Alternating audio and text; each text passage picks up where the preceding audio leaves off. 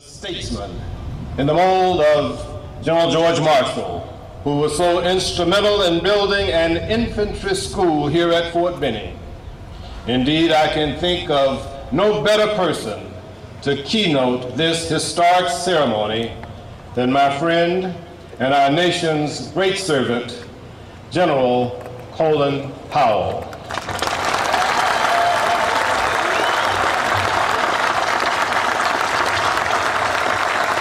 Thank you.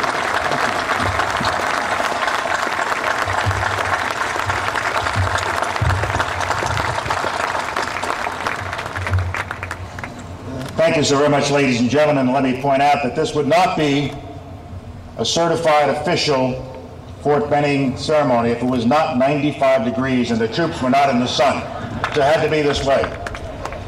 But it's a great pleasure to be with you, and Congressman Bishop, I thank you for that kind introduction, and I thank you and other members of the Georgia delegation and all the political leaders who are present, and especially the mayor, for all you have done to make this day possible, to make this magnificent facility possible.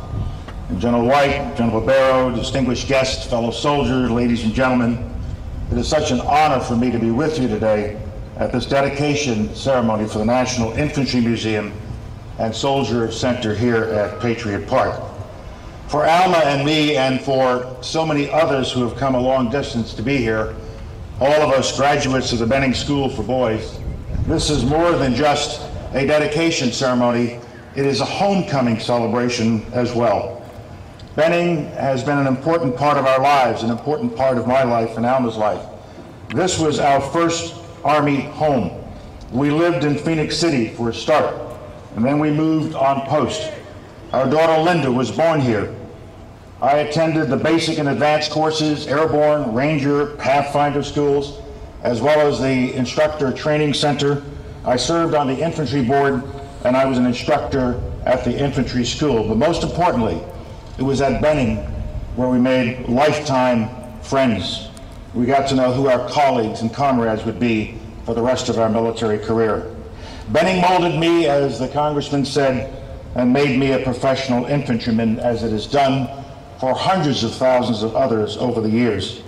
People often ask me after I became chairman or secretary of state, where did you learn about leadership? Was it in graduate school? Was it at the War College? And the answer is always the same. No, it was at Fort Benning. And the lessons that I learned here were simple and unforgettable. They didn't require long theses. They didn't require books for me to read. It was somebody coming up to me and saying, Lieutenant Powell, our job is to close with the enemy and destroy him. You got any questions? No, sir. Lieutenant Powell, know the mission and take care of the troops. You understand? Yes, sir.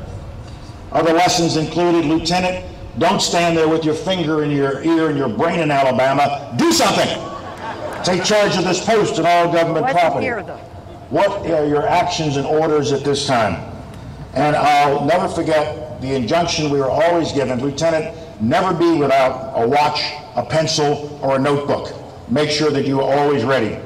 And the lesson I remember most vividly was given to me by a sergeant here at Fort Benning, and he said to me, Lieutenant, you will know you're a good leader when your troops will follow you, if only out of curiosity. A day will come, Lieutenant, when the troops are scared, tired, hungry, and cold. But if they see that you are not scared, tired, hungry, or cold, they will follow you, if only out of curiosity, to see how you're going to get them out of this mess. What they were really saying to me, and what that sergeant was pointing out to me, that the word really isn't curiosity. The word is trust. They will follow you because they trust you, and you trust men. You trust them. You trust all of the sergeants that are with you, all of the privates that are with you. Trust is the essence of the infantry, and it is what I learned here, and so many of us have learned here over the years. I am the infantry. Trust me. Follow me. We never claim to do it all by ourselves. We need all of our brothers and sisters in the other arms and in the other services, and we wouldn't want to go into battle without them. But none of them have to do what the infantry has to do. And one of the best descriptions of our role came from an unlikely source. It came from a Navy Commodore Commodore George Dewey.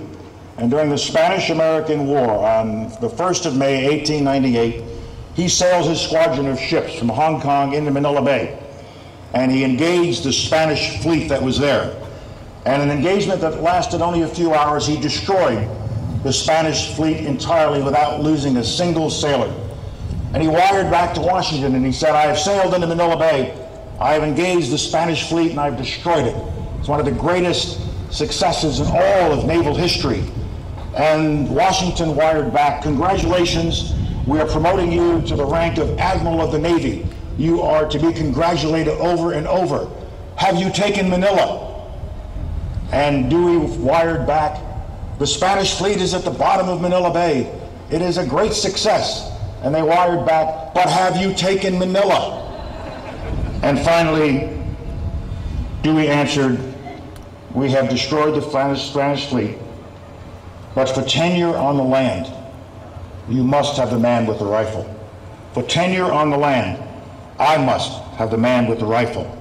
And the army and the infantry was then sent in to seize the land. Planes fly away, ships sail away, our brothers in the army are nearby, but to take and hold land and to dare anyone to try to take it away from us is our core mission. It is our reason for being. Our weapon is the rifle. We go the last 100 yards. Yes, we are warriors, but we also protect the peace. We reach down and feed a child or make people safe. Some years ago when I was chairman, General Bill Dyke came to see me. Bill is with us today. And Bill said that there was a Japanese businessman who wanted to give $1 million to the USO. And would I accept the check on behalf of the USO and the soldiers that would be served by the USO? And I said I would be honored, but what's the story? He said this man by the name of Fusao Sakaguchi was a young boy at the end of World War II. He was about 6 or 7 years old. And the war was over and the American army was coming ashore onto Japanese soil.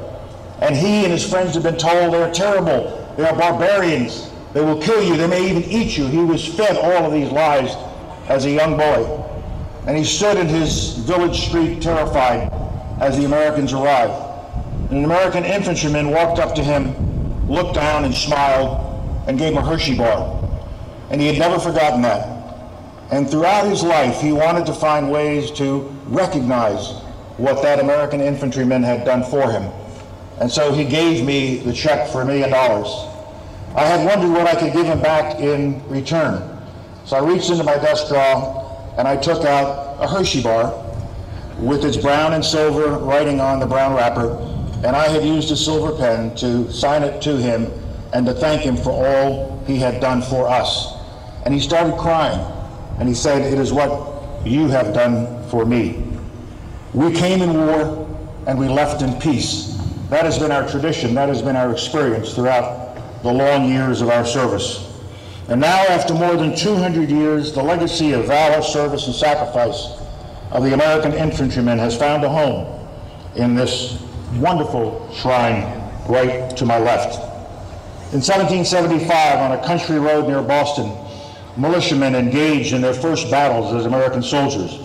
The battles of Lexington and Concord produced America's first military victories as well as America's first military casualties.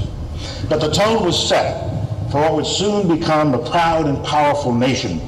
Some things, we learned, are worth fighting for and dying, and first in line is freedom itself. Today, many wars later, too many Americans sometimes take our freedoms for granted. And insofar as the National Infantry Museum serves as a reminder and a salute to the millions of men and women who have worn a military uniform on behalf of this country, it is a welcome and much needed addition to America's commemorative institutions. There are individual war heroes, of course, but this place makes a hero of the infantry itself, the legions of anonymous patriots whom history does not record, but whose service and sacrifice was crucial to the success of our country. Indeed, no war in all of history, in any land, has been won without an infantryman seizing the land at the very end. America now stands and has stood for many years as the world's beacon of democracy. That mantle has been won, and even now is secured by soldiers willing to put to the service of the nation their youth, their energy, their intelligence, their devotion, and sometimes their very lives. More than half of the Medal of Honor recipients over the years have been U.S. infantrymen, a record that bears witness to the courage and character of the American soldier. This site is much more than a mere memorial, and the word museum is entirely inadequate to describe it. It's the only attraction in the country to tell the story of the infantry from the perspective of the soldier.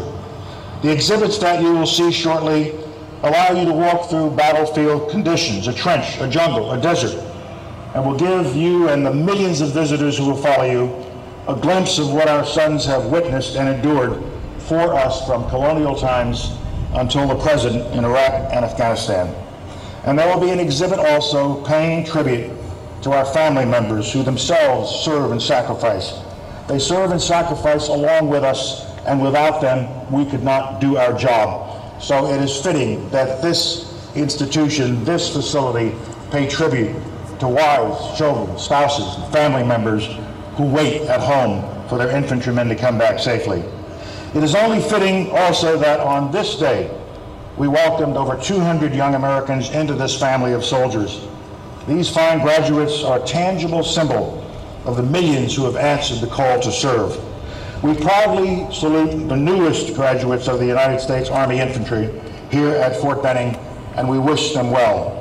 We toast the promise of the future as reflected in the accomplishments of these new soldiers, and we honor the efforts of those who have come before us.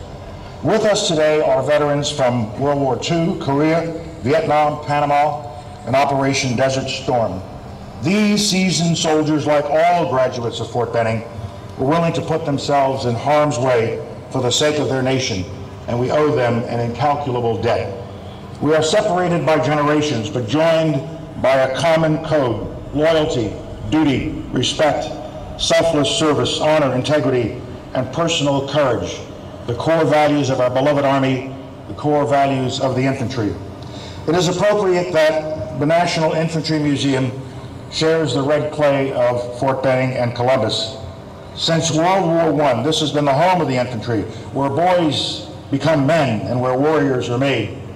And it is also appropriate to acknowledge the unique and mutually beneficial connection between Fort Benning and the adjacent communities of Columbus, Phoenix City, and other communities in the region. In American culture, the military serves civilian authority. Every military installation thrives only with the support of the local citizenry, and Fort Benning is welcome here, and that's a testament to the quality of communication and leadership both in the Army and in the nearby communities. This museum will be a new catalyst for growth for these communities, bringing to the area up to 500,000 visitors a year with an annual economic impact of $50 million and 500 new jobs. Certainly the real benefit will come from sharing this reverent, artistic, and experiential attraction with freedom-loving people throughout the country and indeed throughout the world who will come to visit it. I would like to join in acknowledging and thanking my esteemed colleague, fellow soldier, and valued longtime friend, Jerry White, and all the members of his foundation for bringing this to fruition.